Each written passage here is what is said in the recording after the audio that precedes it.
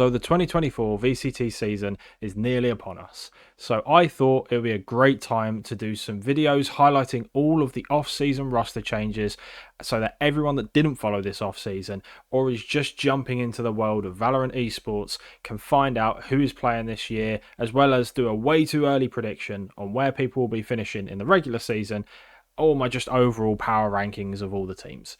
I might as well also throw in a quick pick'ems right at the end because most of the kickoff tournaments have at least been announced now. And so this is going to be the first video in this series. And why don't we start off with the first kickoff event that will take place, and that will be the Americas.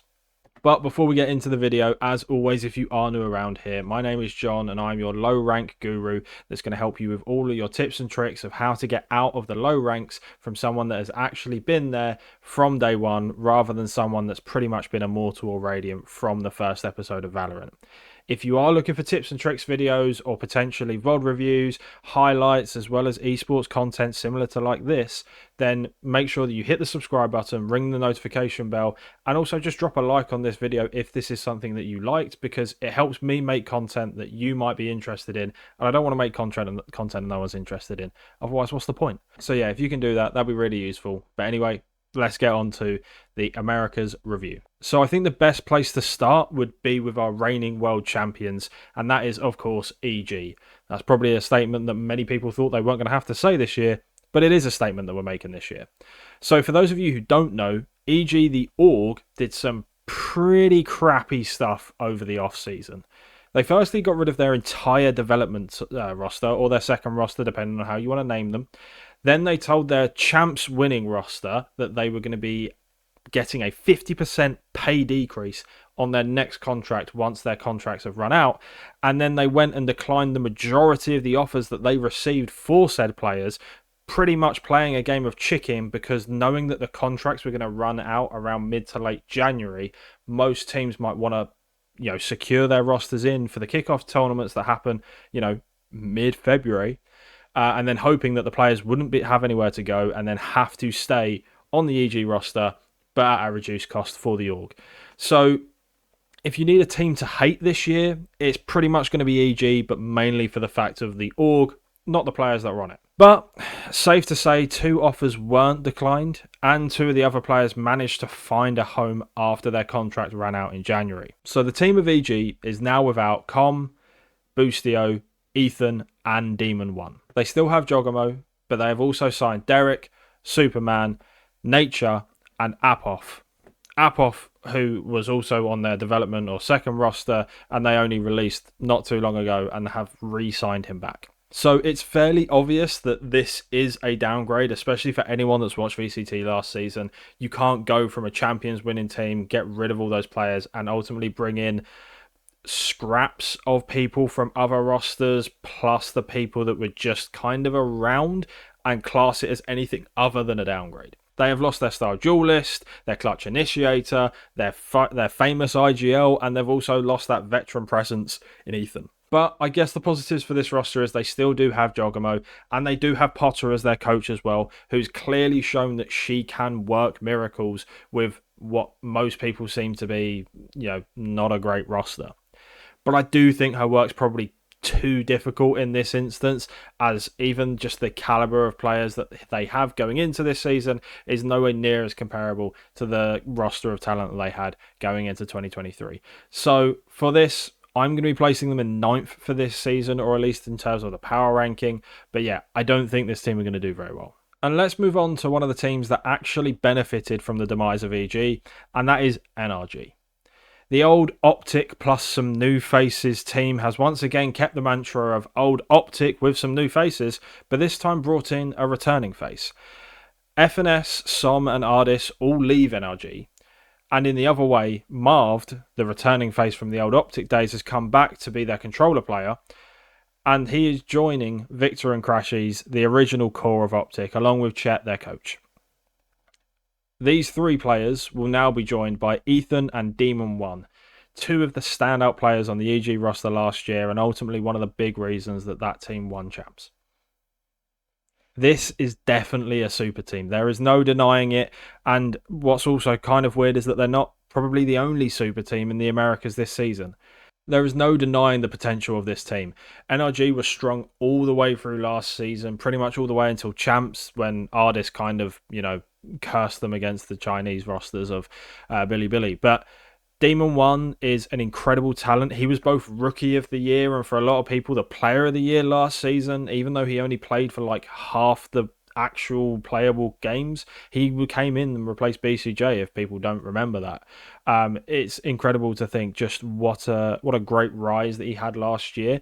And then, as I say, you're also bringing in someone like Ethan, who has that veteran presence that you're kind of now lacking now that FNS has left the roster. So this is honestly an incredible team. My one concern with this team, though, is that if we know anything about super teams in esports, is that they very rarely, if ever, succeed. I think the only outlier for that is Fnatic, and even then they fell at the last hurdle at champs last year. I honestly think this team could top the region this year, but with the curse of the super team still looming over them, there's a chance that they could even just finish mid-table. But I think if we're ignoring the curse for now, I think they probably finish second, and I think it's close. But we'll get on to who I think is going to finish first in a little bit. Instead of going to the team that's going to finish first straight away, why not go to another team that I think is going to have a coin flip season? And let's go to everyone's favourite clout organisation, and that is Sentinels. Sentinels were in a dire position at the end of last year. They lost their coach partway through the season. They lost their IGL partway through the season. They had to put people on different roles that they weren't comfortable with. They brought in Marv out of retirement to have him IGL, something that he's never done before. And then they finished, what, 6th or 7th? Or I don't even know where they finished. I can't really remember. I probably should have looked that beforehand. But regardless, they didn't make it to any major tournament. They didn't have a great run in LCQ. And ultimately, last year was a failure. But that's also come in a long run of failures pretty much since their win at Reykjavik all the way back in 2021. But the end of 2023, or at least the off-season of 2023, seems to have brought some light back to the Sentinels. They lost Marv, obviously, to NRG, and in return, they have signed John QT from M80 in the Challenger scene, and also have the returning Zelsis, the man who has a $2 mic and just can't stop screaming down it. The original plan was to have Zelsis play on the bench so that he could focus more on his content, and that they would have the starting roster of Tens, Zekken, Pancada, Sassy, and John QT. But throughout the off-season, the Sentinels rosters have seemed to be ill, hurt, not been able to turn up to the matches, or I just actually think Zelsis might be poisoning them because they've had to drop players in and out, and Zelsis had to basically pick up some matches here and there through the off season. I think even their coach has filled in for probably half a dozen matches as well. But the shocking thing is they've looked really good. Since Zelsis has come into the team, they actually haven't lost, and they've played a lot of good teams like PRX, DRX, and Liquid. And they also won the Africa TV League or Africa League TV. I can't remember what one it was, but they won that. And again, against some of those teams that I mentioned beforehand, including a very comfortable win in the final against PRX. They are probably one of the best looking teams coming out of this off season. Now, I always like to say that we need to take the off season with a pinch of salt. But ultimately, when you've got someone like Zelsis on the main roster, and even with Pancada, who's now seemingly on the bench, to potentially come in if someone does slack, this roster, if they all turn up, is stacked. I have absolutely no doubt that people like Sassy, Zekken, and Zelsis will all perform this year. I think the big question marks will be on whether or not Tens can do it. But ultimately, as I say, if Tens doesn't perform, I'm sure Pancada can do it. And then they just put Zelsis on the roles that Tens was going to do, and they just continue to play well. John QT is probably the other big question mark, whether or not he can do it in the franchise league, but he showed that he can do it with M80 and pretty much took them all the way to Ascension, just stumbled at the last hurdle. And again, since they've gone through this off-season, they've managed to look the part. He's managed to make calls for them in rounds that normally Sentinels would just crumble and lose the round. Honestly, I think this team have made a massive improvement from where they are last year, and I honestly think they can finish in third, and that's why they are on my power rankings. However, again, it is Sentinels and it is the off-season, so there's a chance they finish 8th. So we've talked about second, we've talked about third. Why don't we go towards the bottom of the table so we can have some teams around there of EG? And let's start that off with Crew. Ah, yes, Crew. The infamous Crew. 0-9 in the regular season, only to go on a run and pretty much give everyone the best moment of the entire 2023 season, as well as also make Sideshow look like a bit of a meme. Yeah, what more can we say about this team? Obviously, they pretty much underperformed throughout the entire season. Even when they got to champs, they didn't really perform there. They didn't get out of groups, but the fact they got there was a big thing, and I think that's probably a good bit of momentum that the team can potentially take into this year. The big and sad news that we need to start off with is that not too long after champs finished, Davies passed away. He was a massive part for this team and also a massive part of the community, and he will truly be missed by both. I don't think it's a light thing to kind of just mention and talk about and then move on, but there's not really much more I can say outside of the fact that obviously he'll truly be missed, and it was a rather sad day when he did pass, and it's still pretty sad to this day. It's not something that I think many people will get over really anytime soon. As I say, he was a huge part of this team, and replacing him is always going to be a difficult thing, not just from the out-and-out performance and the fact that he was a big presence in the team, but from just an emotional standpoint for the team. As much as the LCQ run probably gave them a big boost, that I can't imagine how that would have made the team feel afterwards. They also have to replace Nags, who was dropped after Champions as well, but the core of Kesnit, Melzer and Klaus has been joined by Shai from Leviathan and MTA, who's an up-and-coming talent out of the Challenger circuit. I don't know much about MTA, so I don't really know what he can potentially bring to this team, but the signing of Shai was something that really took it out of left field for me. I wasn't expecting him to be joining this team, and although there were some rumours about Leviathan kind of dumping a load of their roster and making the super team, potential spoilers there, I wasn't expecting Shai to be one of those people that were dropped. Shai was fantastic on Leviathan last year, and he was a pretty big part of their just out-and-out demolishment of most of the teams early on in the season. I'm pretty sure at the beginning of the year they were 4-0, and they had already taken down some big names on the way to that top place 4-0 start to the season. So when it was announced that he was joining Crew, my first thought was that this is a bit of a downgrade for him. I do think, however, that he will add a lot to this team. As I say, he is a good player, but my biggest concern with this team is that I never thought Nags was the problem. I always thought that the biggest standout, in my personal opinion, was Klaus. I think in the games where they played bad, it really stood out that he kind of felt like he was the weaker link in this team. And I just think if they could have replaced him and got someone else in, potentially that could have helped them push up the table a bit more. But ultimately, maybe he might be integral to the team internally, and there might be something behind that we don't know. But ultimately, I think Shai will give them something to at least improve on where they are. But I don't think it's going to be enough to at least turn them around completely and make them a challenging team. So for me, I'm going to place them an 8th this season, but I think that's a big upgrade from where they were. They'll actually win some games, I'm hoping, this season at least, and won't go 0-9. I don't know if they'll go on a run. Well, they can't go on a run because there's no LCQ anymore, but at least they'll win some couple regular games. And whilst we're around the bottom, why not start with another team around there, and we're going to go with MIBR. Now, again, for many of you that maybe don't know, MIBR are the team that pretty much set off EG's Cinderella story by their, at the time, stand-in / coach or assistant coach. I never remember what his actual role was, but the stand-in chosen, clutching up against 100 Thieves and sending EG to Tokyo, which then allowed them to qualify for champs. So effectively that champs trophy is as much MIBR's as it is EG's. Now, Chosen was stepping in for Heat, who at the time was their star duelist. He left just before the end of the season, and I believe this was something to do with some internal disputes or some disagreements within the team, but ultimately he was dropped because I just don't think it was working well for both himself and the rest of the team. But they also lost Mures as well. As I said, Chosen was the other person that left the team now, and they've replaced them both with Artisan and Mazin. I'm probably butchering both those names. Apologies if I am. Mazin had a pretty good season with Furia last year. I think Furia were probably my dark horse of the entire season. Or maybe not dark horse, but probably the team that took me by surprise the most. I think they really showed that they can perform to some of the highest levels, at least in the entire scene. And they showed they can maybe not beat these teams, but at least go toe-to-toe with some big giants. I mean, go back to Lock-In and look at their performance against Fnatic, and look at how they challenged teams like Cloud9 and 100 Thieves and Sentinels as well throughout the regular season. These guys looked the part and they played pretty damn well. And Mazin was a big part of that. So him coming onto this MIBR team is pretty good. But the core of the MRBR team still stays with JZZ, FRZ, and RGLM. I am pronouncing them how they are spelled because I'm pretty sure that's not how you do it, but I also don't want to butcher it, so I'm just going to do it that way. And then they've also brought in Artisan, who has been around the Brazilian scene for quite a while, most notably on 00 Nation. He's been around, but he's never really lit the world on fire from at least what I've seen.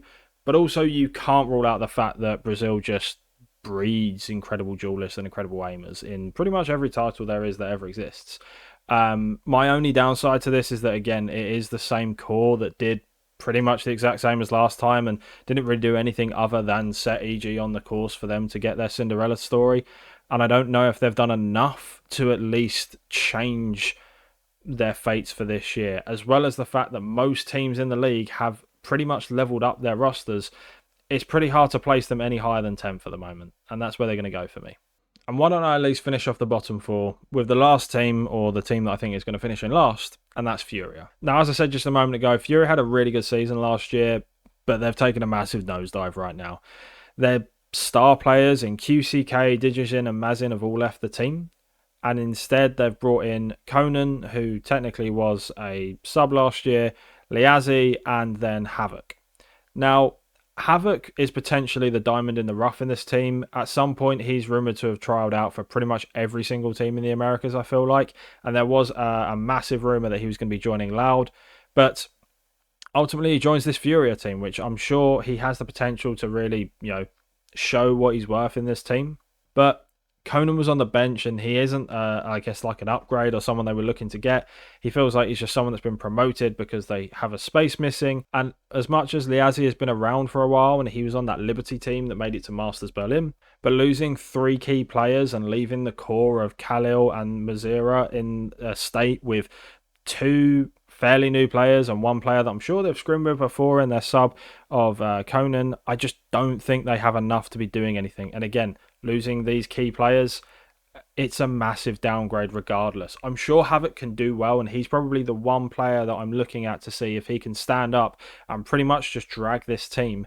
But I think it's going to be difficult, and with that, I can't place them any higher than bottom for now. And before I get slated by every single Brazilian fan there is there, why not start off with Loud and at least show you that I don't hate all Brazilian teams. I don't actually hate any teams. Well, okay, maybe not true. But I don't hate Brazilian teams. I actually quite like Brazilian teams. I just don't think they've done enough this year to at least prove to me that they're going to step it up anymore. And sadly, I think Loud's going to follow in that direction. So the rumours ended up being true, and Aspas has left the team.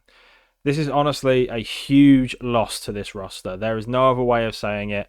And I honestly mean that with the most respect to the other 4 players on this team, unless Sadak, Tui's, and Kawazin. Loud as an outfit are incredible. They are a fantastic team, and on their day, they can dominate any single team that they are against. But they have been able to do that because the entire team has been built around making sure that Aspas does what he does best, and that is Aspas go kill.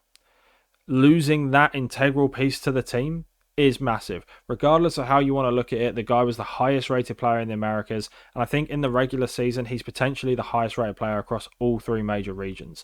Regardless of who you put in that space, it's going to be a downgrade. And they've brought in QCK from Furia. So they've brought in a controller player, which probably means that Tui's is now going to go onto the duelist role, which is what he played before he joined Loud. And I think he can probably fit into that role, especially because he's done it before. But again, regardless of how you think of Tui's, if you want to say that Tui's is an upgrade from Aspas, or even a sideways, not a grade, but like a sidestep from Aspas, you can if you want, but you're only fooling yourself. I think with that factor, the team, as I say itself, are still good enough to dominate in terms of the remaining players on that team, but the loss of Aspas is massive, and he has gone to another America's team, so I can't put Loud any higher than 4th at the moment. I still think they'll make a major tournament, and I think they'll probably go to champs and show what they can do best, and probably end up finishing higher than most America's team on this list. But yeah, I don't think we can place them any higher than 4th with the loss of probably the best player in the world. So we have 4 teams left that I haven't mentioned. So why don't we start this final stretch with a team that I think is going to finish all the way at the top, and that is Leviathan. The potential second super team, although I'd probably say that with a little bit of an asterisk because I don't think it's in the same category as that NRG super team. But what they potentially lack in the name power that NRG have, they absolutely make up for in the firepower department. They dropped Takolia and Shy, which I think Takolia going is probably a massive upgrade regardless of who you bring in. Sorry. And the Shy one is a big loss for them. They also have recently just dropped Nazira onto the bench, but in return, they bring in Com to replace Nazira. They bring in Tex, who is going to fill the Shy role on the Sentinel. And to replace Takolia, they bring in the best player in the world, Aspas. Bringing in someone like Aspas to play alongside King and Mazzino is an incredible bit of business. These two guys have very much that loud tendency of they are both incredibly good on their own, but they are also very much equipped to execute game plans perfectly to build on the benefits or the strengths that the team have to allow them to win. That is what these guys have done pretty much through the entire year. That's why Leviathan performed so well during the Americas and showcased that lock-in why they're such a good team. And both the players on their own are able to just clutch up and win rounds themselves. So bringing in the world's best player, again, nothing but an upgrade. And that's me just talking about 3 of the players. I'm not mentioning the fact that they've brought in the world champion initiator player who pretty much clutched up so many rounds for EG. He's almost earned himself the title of the Clutch King just from one tournament. And then you've also got Tex, who again feels like he's the weakest out of all of this, which is incredible to say because he's been a pretty consistent and deadly duelist on both NRG and the Guard for the last 2 years, and has been a big part of why the Guard succeeded throughout the Ascension and Challenger season last year. This team has what I feel like what most teams need in VCT right now and what a lot of the teams are moving towards, and that is especially apparent in what EG had last year, and that is in every single role in the team you have someone that can frag out. You don't just have an IGL or a controller that potentially isn't as good on those roles or can't drop the kills like others. They have players in every single position that can win you rounds, that can drop 20, 30 kills in a game, that can just frag out. This Leviathan team has that from head to toe, and I think with the Tex going into the Sentinel role, that's why I don't think that's an issue, because I'm sure he can learn how to use U2 in that role correctly. He's a professional player, it's not that hard, but he can kill, he can drop frags, and he will carry games if in the unlikelihood that Aspas isn't able to. And worst comes to worst, you have Noswa on the bench, so if one of the players performs bad, hey, just bring Noswa back in for that bit of familiarity with King and with Mazzino. Again, this team are incredible, and honestly, I think that's one of the main reasons why they're going number 1 for me. The fact that they have some of that core still together, they have the best player in the world, and they have players in every single position that I know can outfrag every single person in their respective role, I can't put them anything other than first. 3 teams to go, and let's talk about the Ascension team now. X the Guard, now G2. This team is still the core of the Guard team that you've come to know and love in Valen, Trent, Jonah P and Net, but sadly they had to see their duelist Tex leave for Leviathan, who we just talked about a moment ago, but they in return picked up Leaf from Cloud9, which I think you probably have to say is an upgrade.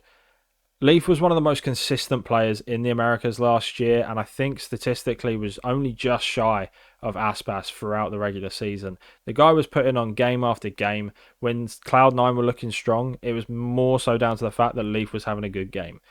Yeah, okay, Cloud9 stumbled at the last block, but again, Leaf was an out-and-out performer throughout all of their games throughout the entire 2023 season. The Guard have also shown through not only last year, but basically their entire time as a professional team together, that they are a formidable team. They know how to control games, they know how to win games, and they don't tend to choke, at least when they're in strong positions. They've also shown that they can be giant killers. So adding Leaf, that's someone who probably isn't really scared about playing bigger teams and will happily just take on anyone he wants, can be nothing but good from their team as well. And honestly, I can see them going on and beating a number of the teams that we think probably will finish high, but ultimately won't. And that is because I think this team will probably finish 5th. Now, I know a lot of you might potentially say that, hey, they had a really bad off-season. As I said, take off-season with a pinch of salt. Yes, they had a bad off-season, but this team have stayed together for years now. They've brought in a duelist that is incredible, and honestly, I don't really doubt them too much when it comes to doing the regular season games and when everything's on the line instead of off-season games, which in truth don't matter too much. They're practice at the end of the day. It's just the same as scrims. So yeah, 5th place for G2, the guard, the guard, G2. So this leaves us with 2 teams, and this leaves us with the 6th and 7th place. I think both of these teams can be summed up in one word, and that is disappointing. So let's start with the bigger disappointment, Cloud9. The roster, who started last season with more drama than seemed necessary, the original super team from last year from the Americas that quickly became the meh team, I would say. They still managed to perform pretty well in the regular season, as I said, off of the back of some good performances from Leaf, but ultimately they fell short when it came to both the playoffs as well as also the LCQ, and they ended up not even making it to a single major event. Since then, they have lost Leaf, obviously to G2, Zelsis to Sentinels, and Rooney, and they dropped their coach MCE as well, all of which don't feel like great moves to me. They brought in Imi as coach, who is a pretty good coach, so that feels like a pretty good thing, but he's not quite MCE. And they brought in the challenger star Oxy from the old G2, and that is pretty exciting. But that's also where my excitement pretty much ends. To round out the replacements for this roster, they have brought in Whippy, and they have brought in Vanity, who I assume this time doesn't have role issues. Obviously, they are joining the core of Zeppa and Jake. Now, Zeppa is a good... or Zeppa, I don't even know. I'm going to say Zeppa. That sounds more right. Zeppa is a good player. I think on his day, he can pretty much be one of the best players in NA, or at least the Americas, let's say. But definitely in North America, he's probably one of the best players out there. And I think alongside someone like Oxy, where Zeppa will play like a second entry or a flex, I think both of these guys have a lot of firepower, and I think they're really going to perform on the stage. I was a massive fan of Rooney last year, and I thought it was a bit of a shame to see him leave. There was potential that maybe he was dropped because his calling wasn't fantastic, so maybe that's a reason why he was dropped. And on the flip side, I'm not a massive fan of Jake, but that's mainly due to out of the server things, and I'm sure most people know what I'm talking about.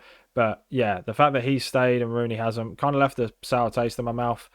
Vanity coming back, I mean, he's shown that he's a pretty good IGL. He's also shown in the past that he's very good with young talent. So I think someone like Oxy with him is the potential to allow him to, flourish and be an incredible player. But maybe the question asks, could he not just do that from a coaching role? I'm sure Vanity probably still wants to play on, but I just don't know if he's at least good enough to take Cloud9 to that higher level. And then we get on to Whippy. I think this guy has been one of the most mediocre professional players I've ever seen. And to put it this way, the best that Cloud9 looked in the entire offseason was when Whippy wasn't playing. And they had Curry on the team. I mean, I would have been more excited if they had announced that Curry was going to be stepping in for them, or at least like a sub, and done the whole Zelsis Sentinels thing where Curry ends up just taking the spot and Whippy plays on the bench. And that's Curry. Like, I don't like the dude. He has never-ending Smurf content on his YouTube, and that's something I'm massively have disdain for. But I would still prefer him over Whippy. But yeah, that's one of the main reasons why this team for me just feels like the disappointment squad. They had a pretty decent roster last year, and yes, I know that they fell at the last hurdle, but I feel like they could have made some small improvements to just get them over that finish line this year. And especially with like LCQ not being a thing, just some regular performances like they have done last year would have got them to major events. And instead, I feel like what they've done is they've just allowed 2 very good players and 1 pretty good player to leave and replace them with 1 potentially very good player and 2 meh players, and hoped that this will do the best. Yeah, I don't think that this team's going to do anywhere near where it should be doing, and I think they're going to finish in 7th.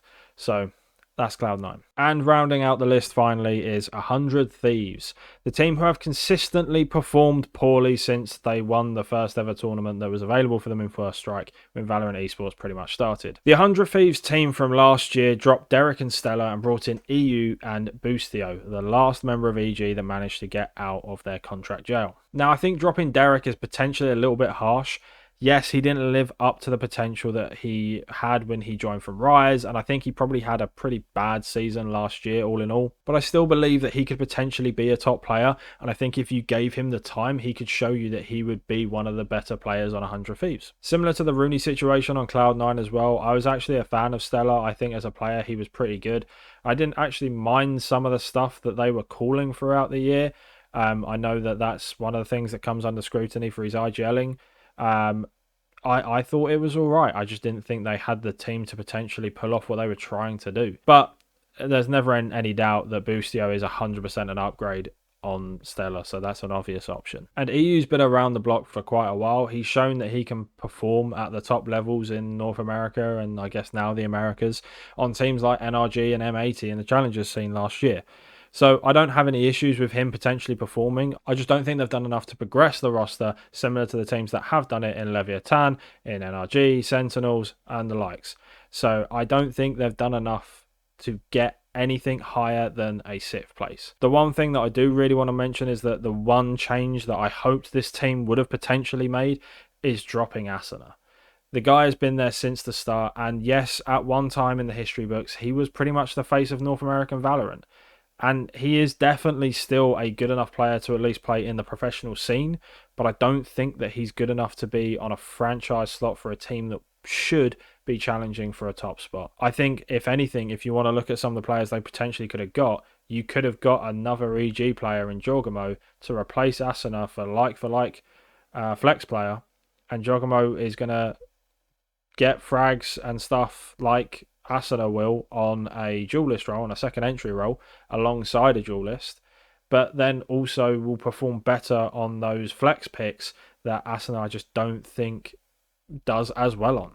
But yeah, I say that this team's going to finish 6th, and I think that's probably primarily down to the fact that they'll have Boostio keeping them in check, as well as also EU bringing in some much needed support on that side. And I also believe that Cryo will potentially have a better year this year. But ultimately, I think this team will be made or break. This team will make or break mainly on the core that stayed along in Asuna, Cryo, and Bang. If Asuna continues to be, I think, pretty mediocre as he has been for the last sort of year to 18 months, and if Cryo doesn't step up to where he was on his old Exet days, I think it's going to be a pretty difficult year for them again, and I don't think Boostio and EU will be able to do anything more than that. But I'm going to be optimistic, and we'll continue it with Civ.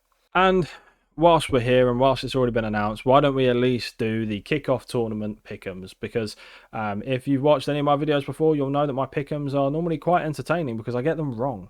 Pretty damn wrong. If you want to go have a look at my champs pick'ems, you can see just how wrong I got them. But yeah, so we're going to start off with our kickoff pick'ems. We're going to be pretty quick with these. We've already gone through who we think on what team. So we're going to start with the Group A, and it's going to be NRG. It's going to be Cloud9. This is going to be a great match, but I mean, I don't know. We're going to go MRBR there. NRG will take that spot. Cloud9 will take that one, and we'll have these guys. I don't know why I submitted it there, but we'll do that. That's fine. We will move on to Group B, Loud and Sentinels. I honestly think coming out the blocks, as I say, I think Loud potentially take a little bit of time to get used to this QCK move. I think Sentinels take it. Leviathan take that, no doubt in my mind whatsoever. Loud eliminate 100 Thieves. Leviathan beat Sentinels, and I think Sentinels do the 2-0. I think Loud will come back later on in the season and perform well, but I think that starts for now. Let me just quickly submit that one, and then we go on to the horrendous group that this is. But I think we're in for a bit of fun here. I think G2 beat Crew. I think that's pretty obvious. I then think G2 beat EG and get that qualified spot. And I want to say that Crew beat EG. I think there's a world where that core of Klaus Kesnet, and I've forgotten, oh, that is awful. I've forgotten who the last person is. But I think the core of Crew that are still there, as well as obviously the combination of Shy on that team, actually drag that team across the line and beat EG. I think everyone's been kicking off about how EG are getting that easy run in. I don't think they win a single game, and I think they get knocked out straight away. So that's at least who I think are going to start off. I don't think I'm able to pick the next part until it's ready. I'm at least pretty sure, but these are my pick'ems. Let's see if I get it massively wrong. I can't wait for MIBR and Furia to get through first, and then Loud and 100 Thieves to be next, and then EG to absolutely demolish both those teams, and then Crew to win it through on OT in the last section against G2. But yeah, that's my selection. What do you think? Let me know about the reviews as well. Do you completely disagree with everything I've said? I will also be putting out another video for this in a couple days' time for the Pacific region, because that is the next tournament, I at least believe. And yeah, then EMEA, I guess I was going to say EU. EMEA and China will be coming next after that as well. So if you want to watch more of this stuff, please make sure that you subscribe and ring that notification bell to keep up to date with all these videos. And if you did enjoy this, like I say, leaving a like helps me out massively, knows that you at least like this content. But anyway, thank you for watching. Have a good one and see you later.